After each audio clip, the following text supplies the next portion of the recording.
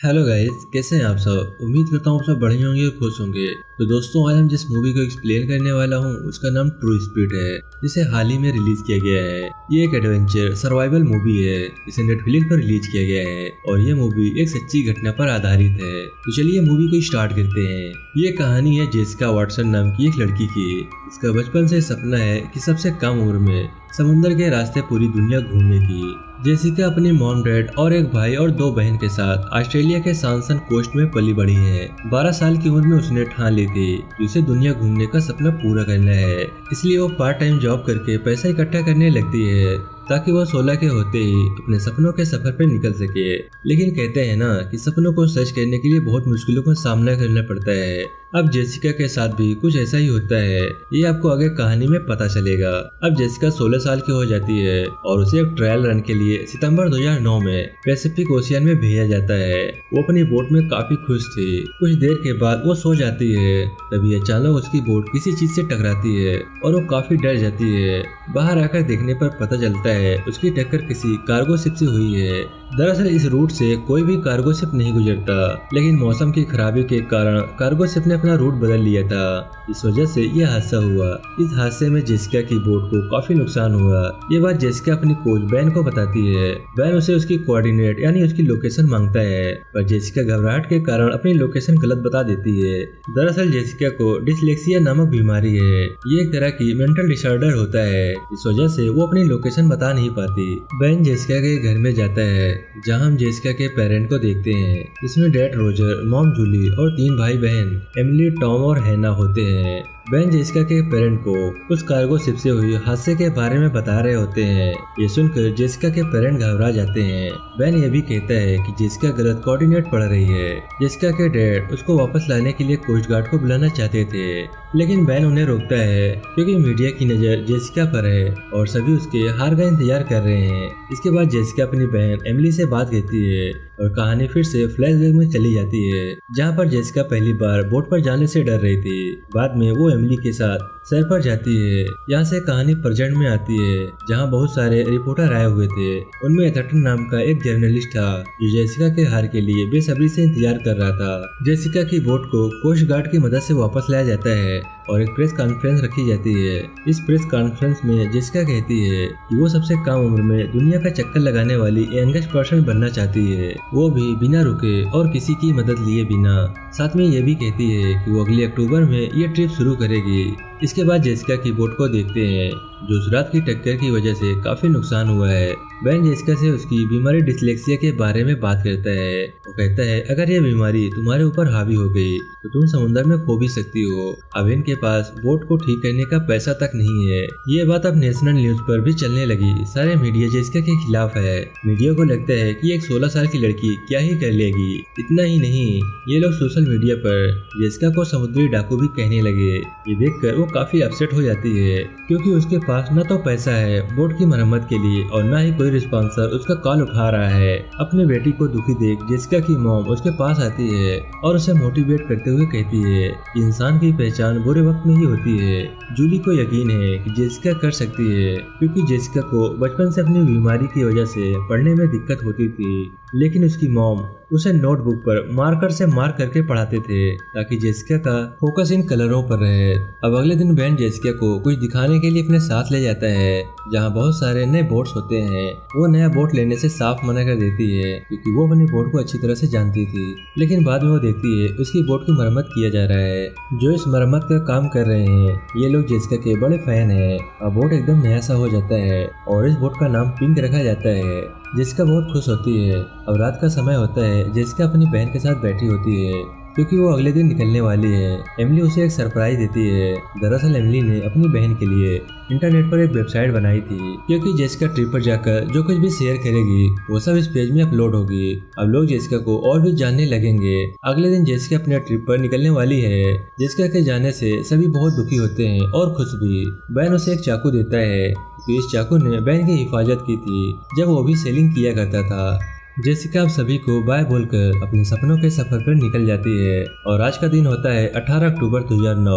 Jessica अब काफी खुश है। दूसरी तरफ जेसिका के डैड बैन को घर में ले आते हैं ताकि बैन यहाँ से जेसिका को ट्रैक कर सके। अब जेसिका को 3 दिन हो चुके हैं। अब वो पैसिफिक ओशियन में अपने घर से 396 मील दूरी पर है। अब जेसिका घर में फोन करती है और अपना लोकेशन बताती है। उसके बाद वो अपना ब्लॉग बनाती है जिसमें वो बोट के अंदर सारी चीजें दिखाती है। जेसिका अपने ब्लॉग में ये भी कहती है कि वो बिना रुके अगले 7 महीनों तक सफर करेगी और किसी पोर्ट पर रुके तब वो डिस्क्वालीफाई हो जाएगी। अब जेसिका को अपने सफर में 12 दिन हो जाते हैं और जेसिका समुद्र का ब्यूटीफुल नजारा लेते हुए आगे बढ़ रही है। वहीं दूसरी तरफ घर में सभी न्यूज देख रहे होते हैं। न्यूज में जेसिका को लेकर चर्चाएं चल रही थी। दूसरी तरफ जेसिका 33 दिन में घर से 4356 मील का सफर तय कर चुकी थी। साथ ही में वो इक्वेटर को पार कर चुकी थी। इसी खुशी में उसके घर पर एक पार्टी भी होती है। जेसिका अब साउथ पैसिफिक ओशियन में पहुंचने वाली है। सुबह का मौसम देख जेसिका समझ जाती है कि कोई तूफान आने वाला है, इसीलिए वो बैन को ये बात बताती है। बैन को ये बात पहले से ही पता थी।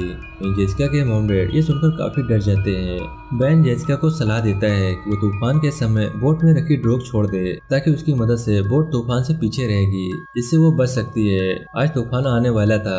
अब जेसिका बैन के मुताबिक बोट की पाल को नीचे उतार देती है, लेकिन उसी बीच उसका पैर फिसल जाता है, लेकिन वो अपने शरीर पर लगाए हुए बेल्ट की वजह से बच जाती है। अब तूफान जेसिका के बोट को पूरी तरह से घेर लिया था, इसलिए जेसिका ड्रॉग को पानी में फेंक देती है और अपनी केबिन में आ जाती है। अब सुबह होती है और बैन लैपटॉप की स्क्रीन में नजर टिकाए बैठा है और जेसिका के मॉम डैड काफी परेशान है। तभी जेसिका उन्हें कॉल करती है और पिछली रात के बारे में उन्हें बताती है। साथ में वो बैन से भी बात करती है।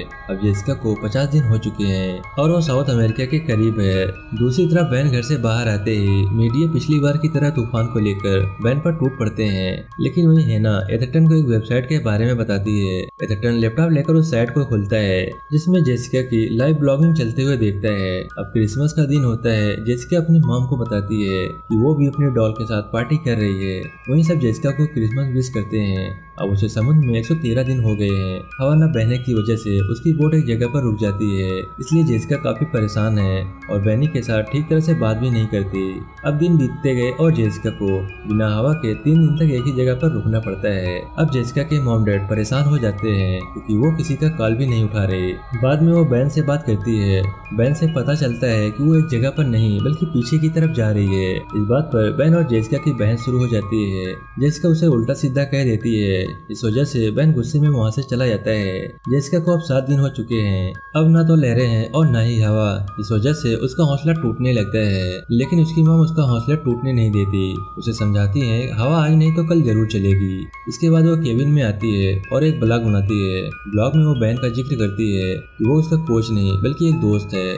दूसरी तरफ बैन ये सब कुछ सुन रहा था। इतना ही नहीं, एथरटन भी इस ब्लॉग को देख रहा था। इसे देखने के बाद वो भी मन ही मन एग्री करता है कि हाँ वो सही है। अब एक रात बोट में अलार्म बजता है। तब जेसिका बाहर जाकर देखती है जहाँ हवा चलने लगी है, जिस वजह से वो बहुत ज्यादा खुश होती है और फिर से अटलांटिक ओशियन में बहना शुरू करती है और बहती हुई वो इंडियन ओशियन में एंटर करती है। टीवी में लगातार उसकी खबरें चल रही थी। जेसिका अब अपने घर से 3046 मील दूरी पर है। जेसिका देखती है उसके बोट में पानी लीक हो रहा है। तब जेसिका उसकी रिपेयरिंग करती है क्योंकि ये सब बहन ने उसे सिखाया था। जेसिका अपनी बहन से बातें कर रही होती है कि तभी उसकी नजर मौसम के ब्रॉडकास्ट पर जाती है। अब वो काफी घबरा जाती है। दूसरी तरफ बहन को भी इसके बारे में पता चल जाता है। जेसिका अपनी मॉम से बात करती है और उनकी बातों से हमें पता चलता है कि समुद्र में एक बहुत बड़ा तूफान आने वाला है जो पिछले तूफान से 5 गुना ज्यादा है।